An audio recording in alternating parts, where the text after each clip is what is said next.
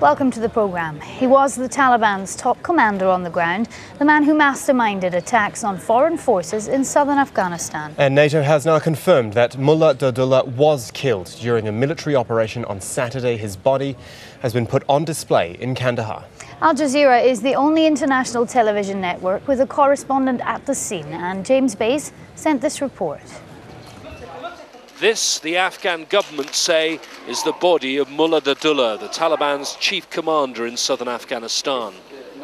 He was, they say, killed in a joint Afghan-NATO operation in Helmand province. Exactly how he died is unclear, but there are wounds to the back of the head, the chest and his hand. The Taliban denied at first that Dadullah was dead, and it was difficult for us reporters who were shown the body to identify it conclusively. I've never met Mullah Dadullah, but it seems clear to me that the body lying on this stretcher of a one-legged man is either Mullah Dadullah or a man who bears a striking resemblance to him. The governor of Kandahar province stood over the dead body as he spoke to reporters. We did everything which was necessary, and we are sure he is Mullah Dadullah.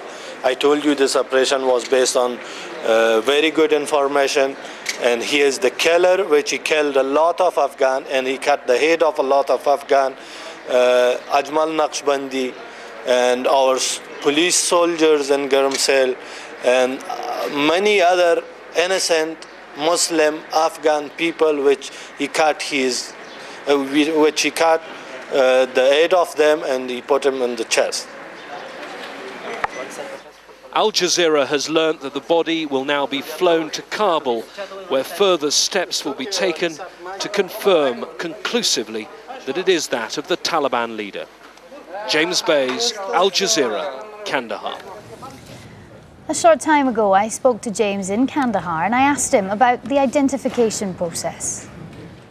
Further tests were being carried out, further people were going to look at the body to positively identify it, and it does appear that that's probably happened now, because I think NATO had told me earlier they wanted to be sure before they said anything, and they have now said something. They've issued a statement saying that they believe Mullah Dadullah is dead. They say it was part of an operation not conducted by NATO, but conducted by the US-led coalition, that's mainly special forces, working alongside Afghan soldiers. NATO says in its statement he was responsible for the deaths of many Afghans.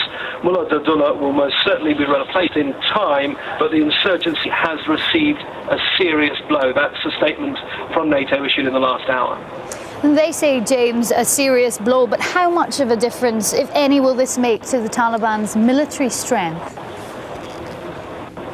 Well, the Taliban is not an organisation that's built around one man. It's a grassroots organisation. Having said that, when you speak to Western military leaders, when you speak here locally to tribal leaders, they say Mullah Dadullah was very important. He was a good military planner, he was a good military leader, and many people see him as being behind the resurgence of the Taliban in Afghanistan in the last 18 months or so.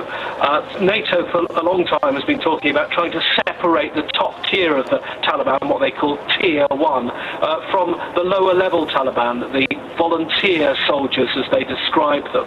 Now, I think NATO would tell you that Mullah Dadullah was certainly part of that Tier 1, and he possibly was right at the top of that Tier 1, probably the most important Taliban commander at the moment in Afghanistan, probably more important on the battlefield than the Taliban leader Mullah Omar himself. James, will this make any difference perhaps to the planned spring offensive from the Taliban that we've heard being touted in the past?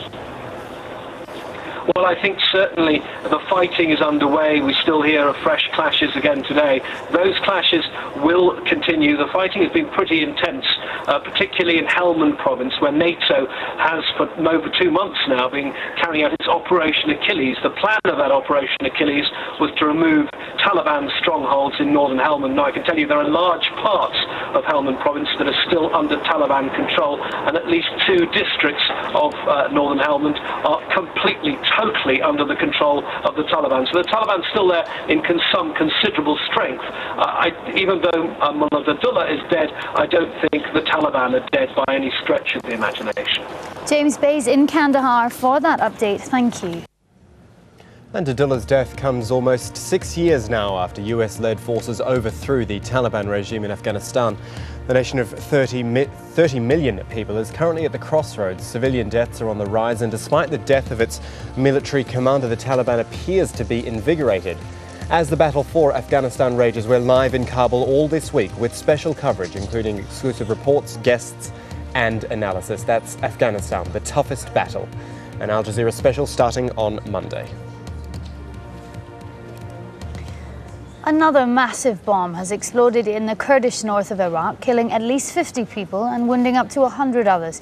The suicide bomber drove into a compound housing 2 Kurdish political parties. It's the second serious attack in the Kurdish north in the past week. Here's Sebastian Walker.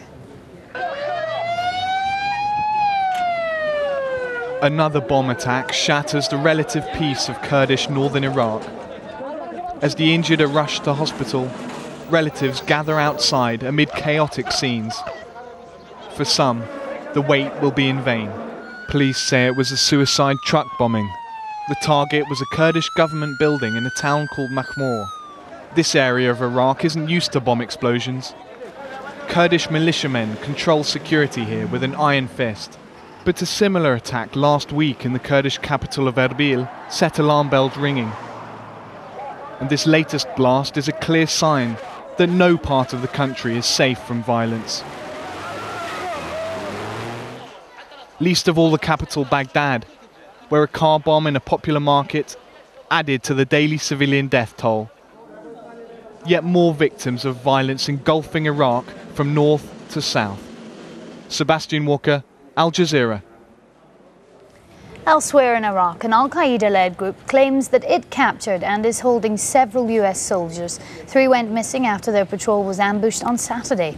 Thousands of US troops and Iraqi soldiers have been searching for the men since the attack near the town of Mahmoudiya, south of Baghdad. 4 other American soldiers were killed along with their Iraqi translator.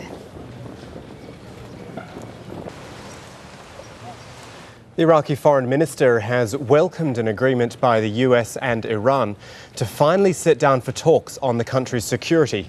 The breakthrough was confirmed by a spokesman for the US Vice President Dick Cheney, who's visiting Cairo, and by the foreign ministry in Tehran. And in the past few moments, the White House itself has said the meeting will take place in Baghdad in the next few weeks. Now, Iran's President Mahmoud Ahmadinejad is currently in Abu Dhabi.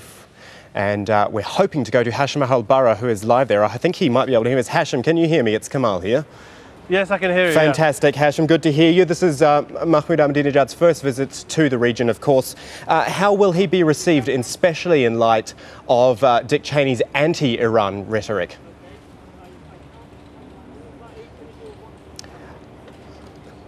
Hashim, Mahmoud Ahmadinejad's first visit to the UAE, how do you think it's going to be received?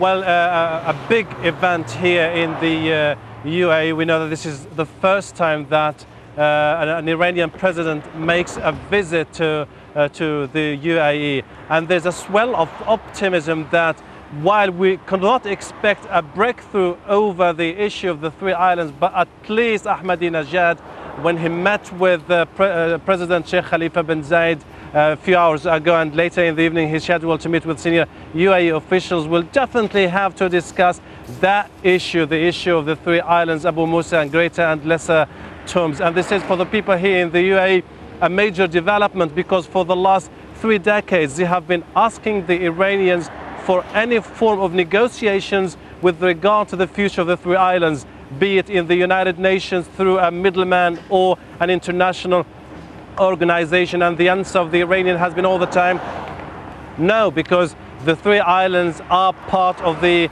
Iranian land. This is the most important issue for the moment.